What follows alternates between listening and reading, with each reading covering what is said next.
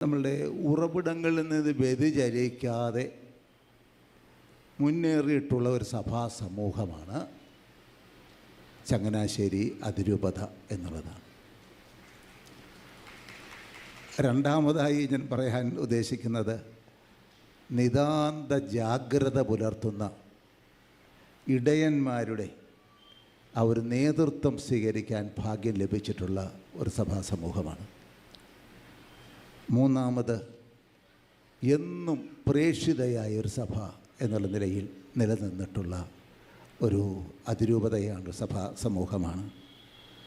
നാലാമതായി എല്ലാം പങ്കുവയ്ക്കാൻ തയ്യാറാകുന്ന ഒരു സഭ, അപ്പോസ്തോലിക സഭയുടെ സ്വഭാവം അത് വിശ്വാസം പങ്കുവയ്ക്കുന്നതിലായാലും നമ്മളുടെ വിഭവങ്ങൾ അത് പങ്കുവയ്ക്കുന്നതിലായാലും നമ്മുടെ ഭൗതിക സമ്പത്ത് പങ്കുവയ്ക്കുന്നതിലായാലും അറിവ് പങ്കുവയ്ക്കുന്നതിലായാലും നമ്മൾ പുലർത്തിയിട്ടുള്ള പ്രത്യേകതമായ ആ ഒരു ശ്രദ്ധയാണ്. അഞ്ചാമതായി മഹാപുത്രന്മാരെ കൊണ്ട് സമ്പന്നമായ ഒരു സഭാ സമൂഹമാണ്. അതാണ് മഹാപുത്രന്മാരെ കൊണ്ട്. ആ ഒരു പുത്രനാണ് ഇപ്പോൾ ഇവിടെ ഇരിക്കുന്നത്. ഒരു പുത്രൻ അവിടെ ഇരിക്കുന്നു. എത്രയോ മഹാപുത്രന്മാർ നമുക്ക് വഴികാട്ടികളായി കടന്നു പോയിട്ടുണ്ട് എന്നുള്ളത് അത് നമ്മളുടെ ഈ നാടിൻ്റെ ഗതി തന്നെ നിശ്ചയിച്ചിട്ടുള്ളവരാണ്. അഭിമന്യ പിതാവ് ആരംഭത്തിൽ ഇവിടെ ഉദ്ധരിച്ച അപ്പോസ്തല പ്രവർത്തനം 2-ാം അധ്യായം 41-ാമത്തെ വചനം തന്നെയാണ് എനിക്കും ഇന്നിവിടെ ഉദ്ധരിക്കാനുള്ളത്.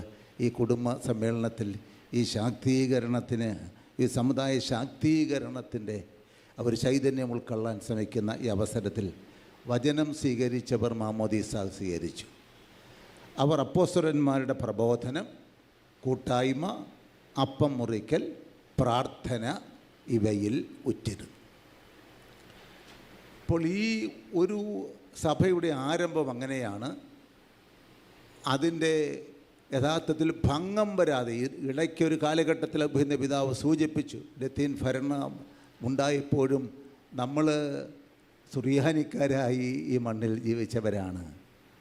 ഈ മർത്തോമൻ പാരമ്പര്യം ഉൾക്കൊണ്ടതുകൊണ്ട് തന്നെ ഒരാത്മീയതയിൽ ജീവിച്ചവരാണ്. അത് ഒരിക്കലും നഷ്ടപ്പെടാതെ നാം സൂക്ഷിച്ചിട്ടുണ്ട് എന്നുള്ളതാണ്. അപ്പോൾ ഈ അപ്പോസ്തലന്മാരുടെ പ്രബോധനം വിശദമായി സംസാരിക്കാൻ നമുക്കെല്ലാം അറിവുള്ളതാണ്. എങ്കിലും അപ്പോസ്തലന്മാരുടെ പ്രബോധനം എന്ന് പറയുന്നത് അന്ന് എഴുതപ്പെട്ടതല്ല, അന്ന് വചനം പ്രസംഗിക്കപ്പെടുകയായിരുന്നു. ഒന്ന്. രണ്ടാമതായി സഭാ പഠനങ്ങളാണ്. ഇന്നിപ്പോൾ വചനത്തിനധിഷ്ഠിതമായൊരു ആത്മീയത, അത് ആരാധനയിൽ അധിഷ്ഠിതമാണ്. അത് സഭാത്മകമായ ഒരു ആത്മീയതയാണ്. അത് പങ്കുവയ്ക്കുന്ന ഒരു സമൂഹമാണ്. അപ്പോൾ ഇവിടെ ഈ അപ്പോസ്തലന്മാരുടെ പ്രബോധനത്തിൽ നിന്ന് വ്യതിചലിക്കാതെ നിന്ന ഒരു സഭാ സമൂഹത്തെ സംബന്ധിച്ചാണ് നമുക്ക് അഭിമാനം കൊള്ളാൻ സാധിക്കുന്നത്. ആ ഒരു പ്രബോധന ധർമ്മം ഇന്നും നാം തുടർന്നു കൊണ്ടേയിരിക്കുന്നു എന്നുള്ളതാണ്. ഇപ്പോഴും നാം തുടർന്നു കൊണ്ടേയിരിക്കുന്നതാണ്. അതാണ് ഞാൻ പറഞ്ഞത് നിതാന്ത ജാഗ്രത പുലർത്തുന്ന ഇടയന്മാർ ഓരോ സന്ദർഭത്തിലും അതിന് വ്യാഖ്യാനം നൽകുകയും അതിന് ആവശ്യമാകുന്ന പ്രതികരണങ്ങൾ നൽകി ഓരോ കാലഘട്ടത്തിൽ ഉണ്ടാകുന്ന സംഭവങ്ങളോട് പ്രതികരിക്കുകയും ചെയ്തുകൊണ്ട് ഈ ദൗത്യമാണ് യഥാർത്ഥത്തിൽ നിറവേറ്റിക്കൊണ്ടിരിക്കുന്നത് എന്നുള്ളതാണ്. നമ്മുടെ സഭാ പഠനങ്ങളിൽ നിന്ന് വ്യതിചലിക്കാതെയാണ് നാം മുന്നോട്ട് പോയിട്ടുള്ളത്.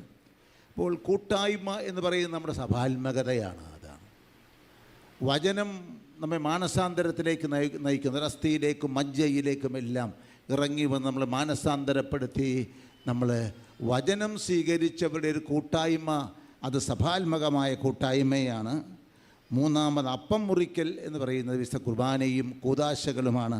4 പ്രാർത്ഥന, ആരാധനയും യഥാർത്ഥത്തിൽ ആരാധന വിശ്വാസത്തിൻ്റെയും വചനത്തിൻ്റെയും ആഘോഷമാണ് എന്നുള്ളത് കൊണ്ട് ഈ ആരാധനാ വിഷയങ്ങളിൽ നാം കൃത്യത പുലർത്താൻ ശ്രമിക്കുന്നു. കലർപ്പില്ലാത്ത ആരാധനാ പാരമ്പര്യവും ആരാധനാക്രമത്തിൽ വിട്ടുവീഴ്ചയില്ലാത്ത നിലപാടും അപ്പോസ്തലിക പാരമ്പര്യം അതിൻ്റെ ശുദ്ധതയിൽ സൂക്ഷിക്കുവാനുള്ള പ്രത്യേകമായ ആ ഒരു ശ്രദ്ധയും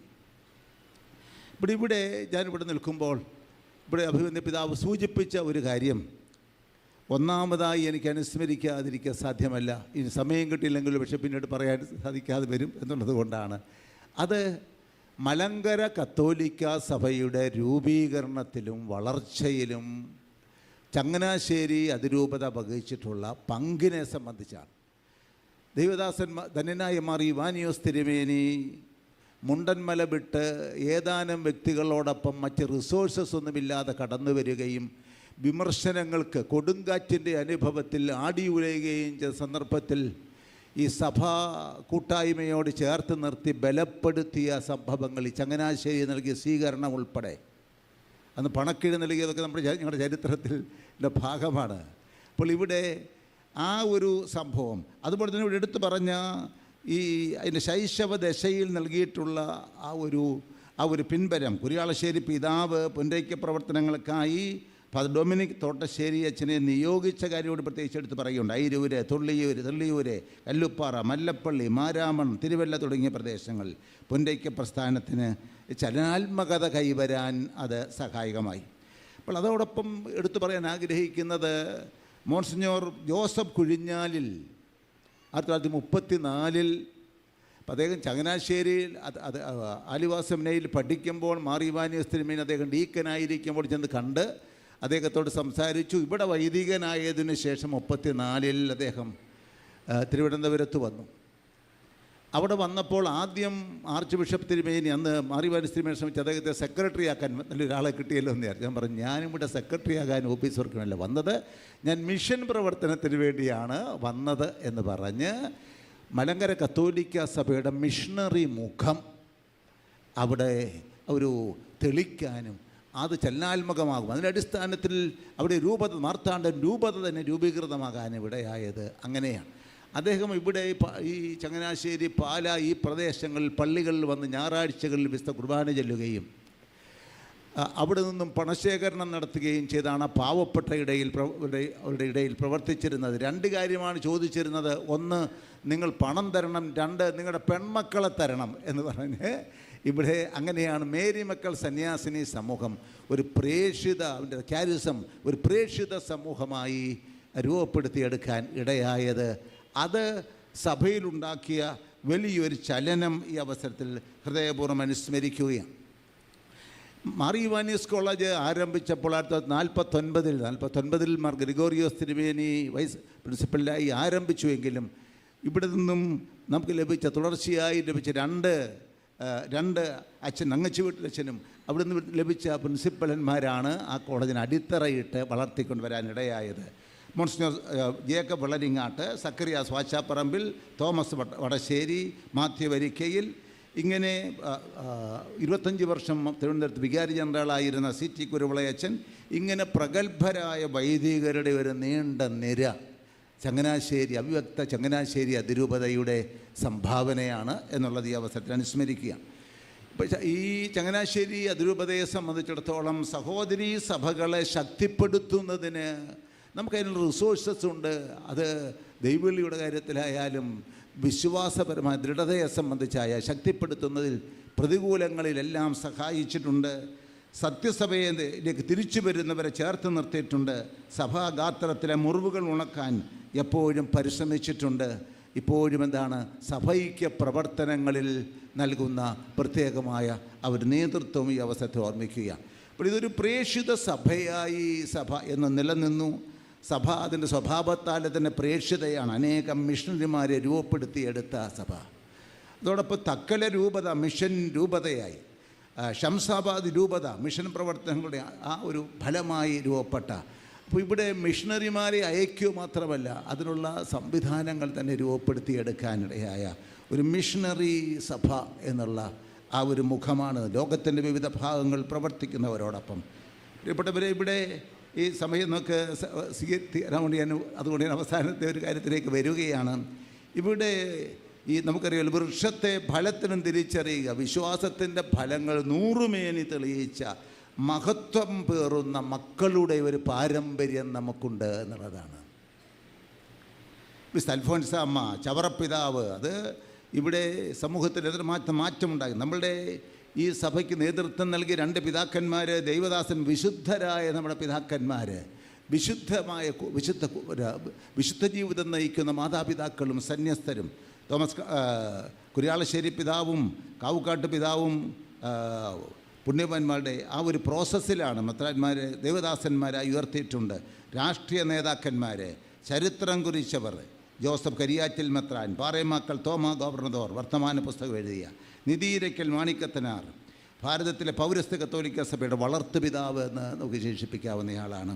പ്ലാസർ പൊടിപ്പാറയച്ചൻ സഭാചരിത്രത്തെ യുവവൈദിക ഗവേഷകരെ തിരിച്ചുവിട്ടവരാണ്. പത്തനംതിട്ട പ്രദേശത്ത് വന്ന് അദ്ദേഹം അവിടെ മിഷൻ പ്രവർത്തനം ചെയ്തിട്ടുണ്ട്, സഭാ കൂട്ടായ്മയിൽ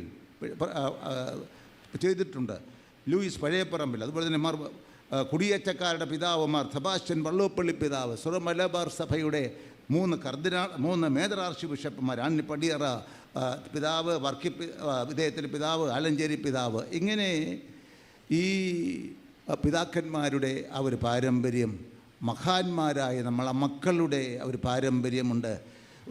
ഓരോ കാലഘട്ടത്തിൽ പ്രവാചക ദൗത്യം നിറവേറ്റിക്കൊണ്ടാണ് അവർ മുന്നോട്ട് പോയിട്ടുള്ളത്. നമുക്ക് അതിനെപ്പറ്റി നിങ്ങളോട് എടുത്ത് പറയേണ്ട കാര്യമില്ല. സർസിപ്പിയുടെ കാലഘട്ടത്തിൽ വചനമുദ്ധരിച്ചുകൊണ്ട് നിങ്ങൾ ഉടുപ്പ് വിറ്റ് വാളുവാങ്ങി ഇന്ന് ഈ യുദ്ധഭൂമിയിൽ ഇറങ്ങണമെന്നുള്ളത് ഒരു ചരിത്രപരമായ വലിയൊരു ഇടയലേഖനമാണത്. അത് കണ്ട് ഭയപ്പെട്ടു, അദ്ദേഹത്തെ അറസ്റ്റ് ചെയ്യുമെന്ന് വിചാരിച്ചിരുന്നു. പക്ഷെ എന്താണ്, അത് എത്രമാത്രം മാറ്റങ്ങളുണ്ടായി. ഇപ്പോൾ ഈ ഒരു പ്രവാചക ദൗത്യം നിറവേറ്റാൻ നമുക്കൊരടിത്തറയിൽ നിന്നുകൊണ്ടാണ് പ്രവാചക ദൗത്യം നിറവേറ്റുന്നത് എന്നുള്ളത് കൊണ്ട് ദൈവത്തിൻ്റെ നാവായി വർത്തിക്കാനും അതിനുവേണ്ടി എന്ത് വിലയും കൊടുക്കാനും തയ്യാറാകുന്ന പ്രവാചകത്വത്തിൻ്റെ ഒരു പാരമ്പര്യം നാം പേറിയിട്ടുണ്ട്, സ്വീകരിച്ചിട്ടുണ്ട്. പൗത്ര പിതാവിനെ സംബന്ധിച്ചിടത്തോളം എൻ്റെ ജീവിതം എന്ന് പറയുന്നത് സഭയാണ്, എനിക്ക് ജീവിതം സഭയാണ് എന്ന് പറയും. ഇവിടെ ഈ FCRA പ്രശ്നം വന്നപ്പോൾ ഈ പ്രശ്നം ആദ്യം സമൂഹത്തിൻ്റെ മുമ്പിൽ കൊണ്ടുവന്നത്, വിശദമായി അതിൻ്റെ അപകടങ്ങൾ എടുത്തു പറഞ്ഞത് തറയിൽ പിതാവാണ്. ഞാനിവിടെ സൂചിപ്പിക്കുന്നത് ഈ ഒരു പാരമ്പര്യം നാം ഇങ്ങനെ തുടർന്നുകൊണ്ടേയിരിക്കുന്നു എന്നുള്ളതാണ്. 1970-72 വർഷത്തെ എഴുത്തിലൂട്ടിലെ വിദ്യാഭ്യാസ സമരത്തിന് നമുക്ക് നേതൃത്വം നൽകിയ ആ ചരിത്രമെല്ലാം ഈ അവസരത്തിൽ ഞാൻ അനുസ്മരിക്കുകയാണ്. ദളിത് ക്രൈസ്തവർക്ക് വേണ്ടി പ്രവർത്തിച്ച തേവർവ്വപ്പിലെ നമ്മുടെ കുഞ്ഞച്ചൻ, അതുപോലെ തന്നെ ഇവിടെ ഈ ഒരു പാരമ്പര്യത്തിൽ സാഹിത്യം, കല, രംഗങ്ങളിലെല്ലാം നേതൃത്വം നൽകിയിട്ടുള്ള പ്രതിഭാശാലികൾ, മഹാകവി കട്ടക്കയത്തിൽ ചെറിയാൻ മാപ്പിള, മേരി മെനീഞ്ഞ, പ്രവിത്താനം PM ദേവസ്യ, സംസ്കൃത മഹാകാവ്യം ക്രിസ്തുഭാഗവതത്തിൻ്റെ രചയിതാവ് PC Devasya, chevalier IC Chacko, കനീമൂസ മാണിക്കത്തനാർ, ഈ വലിയ സാമ്പത്തിക വിദഗ്ധരാണ്. പക്ഷേ ശ്രദ്ധിക്കാതെ പോകുന്ന ഒരാൾ PJ Thomas, chevalier VC George, നമ്മുടെ മലയാളികളുടെ വായനാശീലം പോഷിപ്പിച്ചെടുത്ത novelist Muttathu Varkey, M Joseph, ഉലകനാൻ മാപ്പിള, ഉലകൻ തറാസ്, റിയാസക്കറിയ, ഇങ്ങനെ നമ്മളുടെ ധീരകർഷകൻ ജോസഫ് മുരിക്കൻ, വിവിധ രംഗങ്ങളിലുള്ള നേതൃത്വം നൽകിയിട്ടുണ്ട്. ജസ്റ്റിസ് KK മാത്യു, നമ്മളുടെ ഈ മാനേജ്മെൻറ്റ് ഗുരു എന്ന് പുകഴ്ത്തപ്പെടുന്ന MJ ഫിലിപ്പ്, ഇങ്ങനെ ഉള്ള മഹാന്മാരായ നേതാക്കന്മാർ നമുക്കുണ്ടായിരുന്നു. മിഷൻ ലീഗിനെ സംബന്ധിച്ച് ഞാനിവിടെ അവസരത്തിൽ എടുത്ത് പറയുന്നില്ല. അതിന് നമുക്ക് ഞാനിത് അവസാനിപ്പിക്കും. ജാത്തൈക സംഘത്തെ സംബന്ധിച്ച് നിതീതിരക്കൽ മാണിക്കത്തനാർ അതൊരു വിപ്ലവകരമായ ഒരു പ്രസ്ഥാനത്തിന് നേതൃത്വം നൽകി. നസ്രാണി ദീപിക, ഞാൻ അവസാനിപ്പിക്കുന്നത്, നസ്രാണി ദീപികയുടെ ആദ്യ രംഗത്തിൽ നസ്രാണി സമുദായത്തിന് പ്രത്യേക പ്രബോധനം എന്ന പേരിൽ മാണിക്കത്തനാർ എഴുതിയ 2ാമത്തെ മുഖപ്രസംഗം ഇന്നും പ്രസക്തമാണെന്ന് വിചാരിക്കുന്നു. ക്രിസ്തു വേദാരംഭകാലം മുതൽ അനേകം ശതാബ്ദങ്ങളായി കേരളത്തിൽ വസിച്ചു വരുന്ന പൂർവിക നസ്രാണി സമുദായം രാജ്യാംഗ വിഷയത്തിൽ മറ്റു സമുദായങ്ങളെക്കാൾ ശ്ലാഘ്യത കുറവുള്ളതല്ലായിരുന്നു എന്നും ഇതര സമുദായങ്ങളുടെ ഇടയിൽ സൂര്യനെപ്പോലെ ശോഭിച്ചിരുന്നു എന്നും പൂർവവൃത്താന്ത പാരായന്മാർ ഏവരും സമ്മതിക്കുന്നതാണ്. അതോടൊപ്പം തന്നെ നമുക്ക് ഈ കാലഘട്ടത്തിൽ സ്വീകരിക്കാനുള്ള പൗർണിക മാസികയെങ്കിൽ പ്രക്ഷോഭകനായ ചന്ദ്രൻ തൻ്റെ ഗതിഭേദത്താൽ പ്രഭാകരനായി തീരുന്നത് പോലെ ഈ സമുദായവും അഭിപ്രായ വ്യത്യാസം, മതഭിന്നത, ഉദാസീനത മുതലായ ഹേതുക്കളാൽ തമ്മിൽ യോഗ്യതയില്ലാതായി ഒരു ജാത്യാഭിമാനം കുറഞ്ഞ് ഇതര ദേഹികൾക്ക് കൂടെയും സഹതാപം തോന്നത്തക്ക വിധം പരിതാവസ്ഥയിൽ ആയിത്തീരാൻ ഇടയാവാതിരിക്കുക എന്നുള്ള ആ ഒരു ചലഞ്ചാണ് നമ്മളുടെ മുമ്പിലുള്ളത്. അതിന്ന് വളരെ പ്രസക്തമാണ് എന്ന് നാം വിചാരിക്കുന്നു. പ്രിയപ്പെട്ടവരെ, ഇന്ന് ഈ എല്ലാ മേഖലകളും സെക്കുലറൈസ് ചെയ്യാൻ ശ്രമിച്ചു കൊണ്ടിരിക്കുന്ന ഒരവസരത്തിൽ നമ്മളുടെ ആത്മീയതയും നമ്മളുടെ പല പ്രവർത്തനങ്ങളിൽ തന്നെ ഒരു സെക്കുലറൈസേഷൻ്റെ കടന്നുകയറ്റം വരുമ്പോൾ ഈ സെക്കുലർ മേഖലകളെ പോലും റിലീജിയസ് ആക്കാനും ആത്മീയത കൊണ്ട് നിറയ്ക്കാനുമുള്ള ദൗത്യം നിറവേറ്റേണ്ട നമ്മൾ ആ ഒരു ദൗത്യം വിസ്മരിക്കരുത് എന്നുള്ളതാണ്. അതിന് നാം ഈ സമുദായ ബോധം വളർത്തിയെടുക്കുക. ഇത് നമുക്കൊരു പാരമ്പര്യമുണ്ട്, എവിടെ നിന്നും പൊട്ടിവീണവരല്ല. ആ അപ്പസ്തോലിക പാരമ്പര്യം എൻ്റെ കർത്താവും എൻ്റെ ദൈവവുമേ എന്ന് യേശുക്രിസ്തുവിൻ്റെ ഹൃദയം, തുറന്നക്കപ്പെട്ട ഹൃദയം കണ്ട് വിളിച്ചു പറഞ്ഞ ആ ദൈവാനുഭവത്തിൻ്റെ പ്രഖ്യാപനത്തിൻ്റെ പിന്തുടർച്ചക്കാർ ഈ കാലഘട്ടത്തിൽ ഈ ആരവങ്ങൾക്ക് മധ്യേ ഉയർത്തേണ്ട ആ പ്രതികരണം എന്ത് എന്ന് നമുക്കോരോരുത്തർക്കും ബോധ്യമുണ്ട്. അത് വളർത്താൻ ഈ ശാക്തീകരണത്തിൻ്റെ വലിയ കൂട്ടായ്മ സഹായകമാണ്. നിങ്ങൾക്കെല്ലാം അഭിനന്ദനങ്ങളും, പിതാക്കന്മാർക്ക്, സംഘാടകർക്ക് എല്ലാ അഭിനന്ദനങ്ങളും ആശംസകളും നേർന്ന് ഞാൻ വാക്കുകൾ അവസാനിപ്പിക്കും.